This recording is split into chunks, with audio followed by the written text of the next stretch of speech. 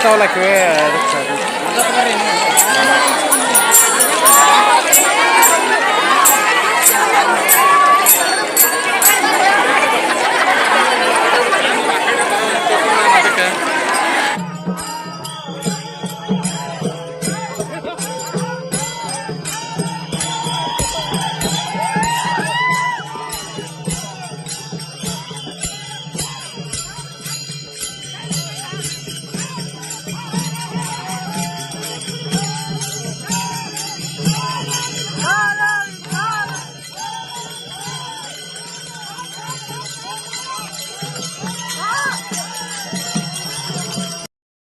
ಅಂದ್ರೆ ಒಬ್ಬ ಸಾಮಾನ್ಯ ವ್ಯಕ್ತಿ ಅಲ್ಲ, ದೇವ ಪುರುಷ.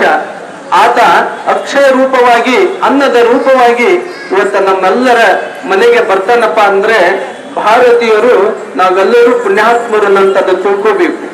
ಅದು ಬಹಳ ಶ್ರೇಷ್ಠವಾಗಿರುವಂತದ್ದು.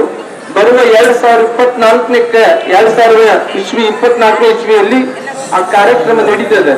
ಪೂಜ್ಯ ಸಿದ್ದೇಶ್ವರಪ್ಪಾಜಿಯವರ ಗುರುನಮನ ಕಾರ್ಯಕ್ರಮ ಕೂಡ ಬರುವ 1 ಮತ್ತು 2ನೇ ತಾರೀಕಿಗೆ ನಡೀತಿದೆ.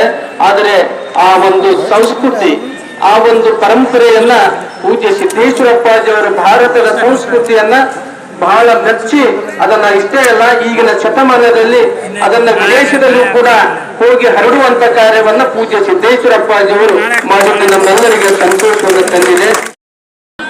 ನಾವು ಎಷ್ಟೇ ದೊಡ್ಡ ಮನೆ ಕಟ್ಟಿದ್ರು ಕೂಡ ಆ ಮನೆಯಲ್ಲಿ ಒಂದು ದೇವರ ಮನೆ ಇರ್ಲಿಕ್ಕಂದ್ರೆ ಆ ದೊಡ್ಡ ಮನೆಗೆ ಅರ್ಥವಾಗಿಲ್ಲ. ಹಾಗೆ ಇವತ್ತು ನಮ್ಮ ದೇಶ ಅನ್ನಂಥದ್ದು ಒಂದು ಭಾರತನಂತದ್ದೊಂದು ಮನೆ.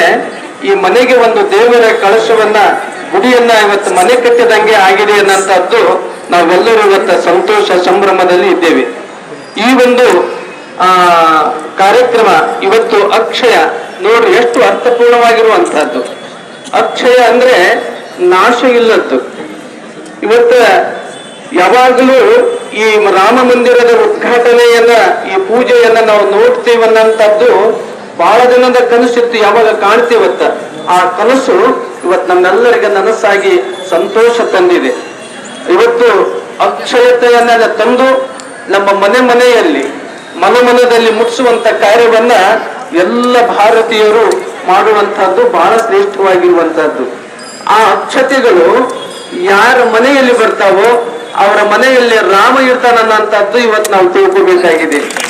ಯಾಕಂದ್ರೆ ಹೆಣ್ಮಕ್ಕಳು ಅನೇಕ ವಾದ್ಯಗಳು ಇವೆಲ್ಲರೂ ಕೂಡಿಕೊಂಡು ಮಾಡುವಂತಹದ್ದು ನಮಗೆ ಇವತ್ತ ವಿಜಯಪುರ ಅನಿಸುವುದಲ್ಲಿದೆ, ಅಯೋಧ್ಯ ಅಂತ ಅನ್ನಿಸ್ತದೆ. ಅಷ್ಟು ನಮಗೆಲ್ಲರಿಗೆ ಸಂತೋಷವಾಗಿದೆ. ಈ ಒಂದು ಕಾರ್ಯಕ್ರಮ ಇವತ್ತು ಅಕ್ಷಯ ಸ್ವಾಮೀಜಿಯವ್ರ ಕಡೆಯಿಂದ ಕೊಡಿಸ್ಬೇಕಂತ ನಮ್ಮ ಸುನೀಲ ಬೈರವಳಿಗವರು ಎಲ್ಲ ವಿಶ್ವ ಹಿಂದೂ ಪರಿಷತ್ತಿನ ಯುವಕರು ಕೂಡಿಕೊಂಡು ಕಾರ್ಯಕ್ರಮ ಮಾಡಿದಾರ. ಇದು ಯಶಸ್ವಿಯಾಗಲಿ. ನಾವು ಮುಂದೆ ಬರುವಂತ ಕಾರ್ಯಕ್ರಮಕ್ಕೆ ನಾವೆಲ್ಲರೂ ರಾಮನ ಆ ಕಾರ್ಯಕ್ಕೆ ಸಾಕ್ಷಿ ಆಗೋಣ. ನಮ್ಮ ಸಂಸ್ಕೃತಿಯನ್ನ ಬೆಳೆಸೋಣ, ನಮ್ಮ ಧರ್ಮವನ್ನ ಉಳಿಸೋಣ. ನಾವು ಧರ್ಮವನ್ನ ರಕ್ಷಣೆ ಮಾಡಿದರೆ ಧರ್ಮ ನಮ್ಮನ್ನು ಕಾಯ್ತಾ ಇದೆ. ಯಾರು ಧರ್ಮವಂತರಾಗ್ತಾರೋ ಅವರು ಶಾಂತಿವಂತರಾಗ್ತಾರ. ಅವರೇ ಮುಂದೆ ರಾಮನ ಪರಮ ಭಕ್ತರಾಗಿ ಆರಾಮವಾಗಿ ಜಗತ್ತಿನೊಳಗೆ ಬಾಳು ಬೆಳಗ್ತಾರನ್ನಂತ ಮಾತನ್ನ ಹೇಳುತ್ತಾ, ಈಗ ಇಲ್ಲಿ ಅಕ್ಷಯ ಕಾರ್ಯಕ್ರಮ, ವಿತರಣೆ ಕಾರ್ಯಕ್ರಮ ನಡೀತಾ ಇದೆ. ಅದನ್ನ ಮುಂದೆ ನಮ್ಮ ಸುನೀಲ ಬೈರವಡಿಗವರು ನಿಮ್ಗೆಲ್ಲರಿಗೂ ಹೇಳ್ತಾರ.